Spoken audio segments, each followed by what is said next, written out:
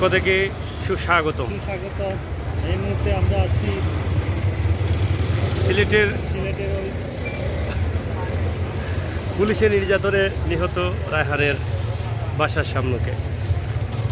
এখানে ইতিমধ্যে দেখছেন যে নেতাকর্মীরা ধীরে ধীরে আসছেন এবং কিছু সময়ের ভিতরে সিলেটের মাননীয় মন্ত্রী মহোদয় উপস্থিত হবেন এবং সাংবাদিকদের বক্তব্য দিবেন। আসলে অনেকেরই অনেক প্রশ্ন রয়েছে মাননীয় মন্ত্রী মহোদয়ের কাছে যে আজকে প্রায় 9 দিনের মতো অতিবাহিত হতে যাচ্ছে রায়হান হত্যার, এখন পর্যন্ত আসামি গ্রেপ্তার নেই।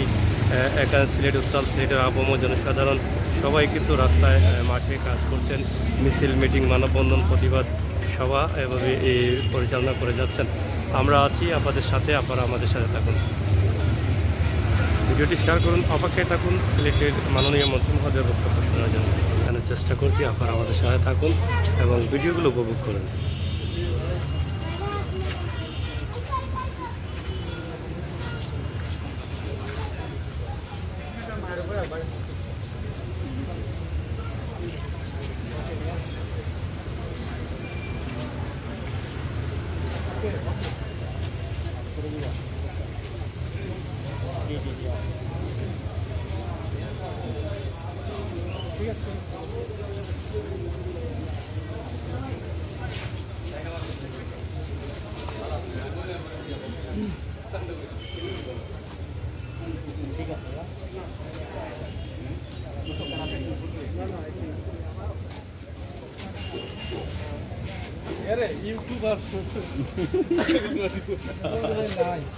বক্তব্য নেই।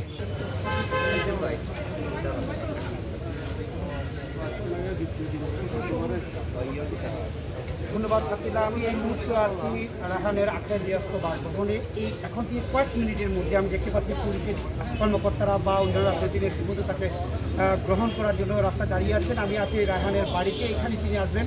বলে রাখা প্রয়োজন যে 11ই অক্টোবর পুলিশের নির্যাতনে যে রায়হানের মৃত্যু হয়েছে তার পরিবারের সদস্যদের, তার মা, পুলিশ সহ অন্যান্য পরিবারের সদস্যদের সমবেদনা জানাতে শুধুমাত্র এই পররাষ্ট্রমন্ত্রী ডক্টর এ কে আব্দুল মমিন এই বাড়িতে আসছেন। এখান থেকে তিনি আবার এয়ারপোর্ট হয়ে ঢাকা চলে যাবেন এবং তাদেরকে সমবেদনা জানানোর জন্য তিনি এর আগে আসার কথা ছিল। আমার সাথে পররাষ্ট্রমন্ত্রী মহোদয়ের কথা হয়েছে, তিনি বলেছেন খুব দাপ্তরিক কাজে বা অনেক ব্যস্ততার কারণে তিনি আসতে পারেন, সে কারণে আজকে সুযোগ করে তিনি শুধুমাত্র এই বাড়িতে বা আত্মীয় স্বজনের সাথে দেখা করার জন্য এবং তাদের সমবেদনা জানানোর জন্য তিনি এখানে আসার পরে তিনি নির্দেশনা দিবেন বা তিনি এই মামলার ব্যাপারে অন্যান্য বিষয়ে তিনি আলাপ করবেন এমনটি জানানো গেছে বিভিন্ন সূত্র থেকে আমরা জানতে পারছি।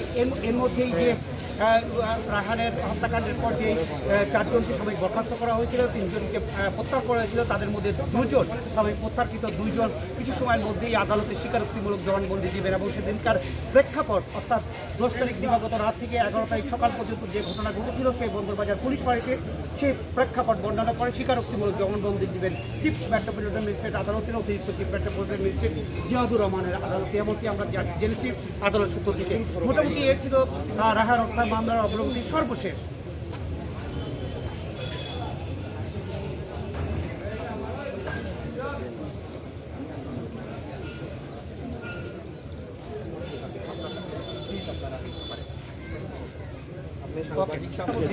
সংবাদকর্মীরা অপেক্ষায় আছেন মাননীয় পররাষ্ট্রমন্ত্রীর, এবং পররাষ্ট্রমন্ত্রী আসলে আজকে এই চাঞ্চল্যকর হত্যার কি বক্তব্য দেবেন এবং কি সান্ত্বনা দেবেন সেটাই শোনার জন্য কিন্তু অধীর আগ্রহে বসে আছেন সংবাদকর্মীরা সকাল থেকেই।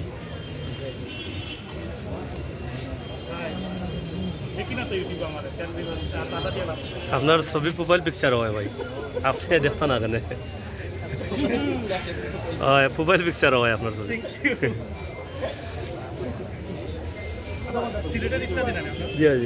সিলেটের ম্যাগাজিন হয়ে গেছে, এটা ম্যাগাজিন হয়ে গেছে, জায়গা তো রয়েছে, আমার নাম বদলাই দিচ্ছে।